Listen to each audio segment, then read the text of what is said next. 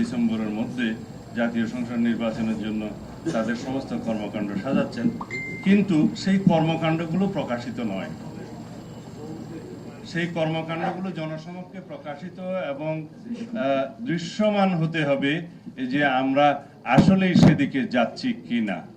কারণ যত দীর্ঘায়িত হবে এই গণতন্ত্রের উত্তরণের যাত্রাপথটা, তত বেশি বিভিন্ন রকমের অস্থির অবস্থা সৃষ্টির একটা সুযোগ নেবে পতিত স্বৈরাচার এবং তার দূষররা। সেই সময়টা যাতে দীর্ঘায়িত না হয় সেটাই হচ্ছে আমাদের প্রস্তাব।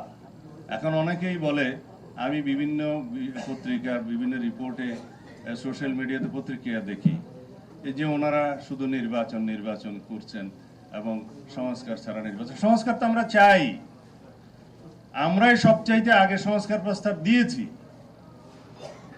2023 সালের 13ই জুলাই 31 দফার সংস্কার প্রস্তাবনা আমরা দিয়েছি। তখন এই সরকার কিভাবে যাবে আমরা জানতাম না। আমরা প্রস্তাব দিয়েছি ফ্যাসিবাদের পতনের পরে আমরা যারা ফ্যাসিবাদ বিরোধী সংগ্রামে লিপ্ত আছি, ফ্যাসিবাদ বিরোধী গণতান্ত্রিক সংগ্রামে আমরা যদি জয়ী হই, তাহলে আমরা সবাইকে নিয়ে সেই সংস্কার প্রস্তাবগুলো বাস্তবায়ন করব। একটি সমৃদ্ধ গণতান্ত্রিক রাষ্ট্র বিনির্মাণের জন্য সমস্ত রাষ্ট্রীয় কাঠামোগুলোকে আমরা গণতান্ত্রিক সংস্কার করব। তো সুতরাং আমাদেরকে যদি বলা হয় যে সংস্কার শেষ করে আপনারা নির্বাচনে আসবেন, সংস্কারের প্রধানতম প্রস্তাবক তো বিএনপি। জাতির সামনে আমরাই সেটা প্রস্তাব আকারে দিয়েছি অনেক আগে, এবং সেই সংস্কার প্রস্তাবগুলোর সাথে বর্তমান যে সংস্কার কমিশনগুলোর রিপোর্ট আছে তার মধ্যে হয়তো কিছু এদিক ওদিক থাকতে পারে, কিছু মিল আছে, কিছু অমিল আছে।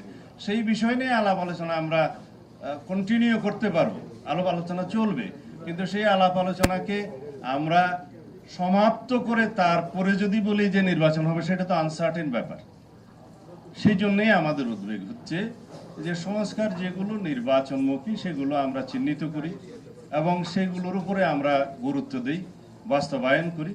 যে সমস্ত সংস্কার প্রস্তাবগুলো নির্বাচনের জন্য আমাদের আগে বাস্তবায়ন করা দরকার, সেটার ভিতরে একটা জাতীয় ঐক্যমত সৃষ্টি হোক এবং সেগুলো আমরা বাস্তবায়ন করি, এবং আমরা একই সাথে নির্বাচনের প্রস্তুতি সহ নির্বাচনের রোডম্যাপ আমরা প্রদান করি, এবং তার প্রেক্ষিতে জাতি আশ্বস্ত হোক। জাতির মধ্যে একটা অস্থির ভাব আছে সেটা চলে যাক, এবং অর্থনীতির অস্থিরতা চলে যাক, অর্থনীতির সমস্ত সরবরাহ ব্যবস্থা যেন নিশ্চিত হয়। এই প্রস্তাবগুলো আমরা দিয়েছি, কিন্তু এখানে আমাদের যত দিন যাচ্ছে তাতে আমাদের মনে হচ্ছে যেন গণতন্ত্রের উত্তরণের এই যে যাত্রাপথ, এইটাকে যেন আরো বেশি দীর্ঘায়িত করা যায়, সেই জন্য কিছু কিছু কূটকৌশল প্রণয়ন করা হচ্ছে। সেটা থেকে যেন আমরা বিরত থাকি, সেই আহ্বান সংশ্লিষ্ট সকলকে জানাচ্ছি। এবং আজকে এই রমজানের সময়ে আমি নিজেও অনেকটা অসুস্থ, আপনারা এতক্ষণ দীর্ঘ বক্তৃত্ব শুনেছেন সবার, সেজন্য আপনাদের কৃতজ্ঞতা জানাই। তবে জনগণের একটা দাবি বলে আমি আমার বক্তব্য শেষ করতে চাই। বাজারের অবস্থা ভালো নয়, দ্রব্যমূল্যের ঊর্ধ্বগতিতে মানুষের না বিশ্বাস।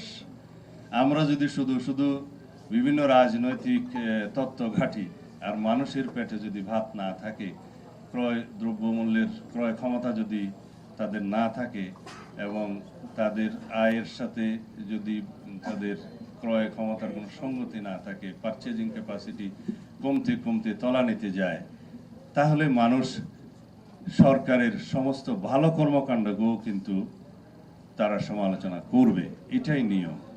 তা আমি আশা করব সমস্ত উপদেষ্টা মণ্ডলী, মাননীয় প্রধান উপদেষ্টা, আপনারা রমজানে গরিব মানুষের দিকে লক্ষ্য রাখুন, যাতে বাজারের পরিস্থিতি এমন হয় যে গরিব মানুষ অন্তত তাদের ক্রয় ক্ষমতার মধ্যে, ক্রয় সাধ্যের মধ্যে যাতে তারা নিত্য প্রয়োজনীয় দ্রব্যগুলো পায়, সেজন্য বাজারের সরবরাহ পরিস্থিতি এবং দ্রব্যমূল্য পরিস্থিতি উন্নয়নের চেষ্টা করুন।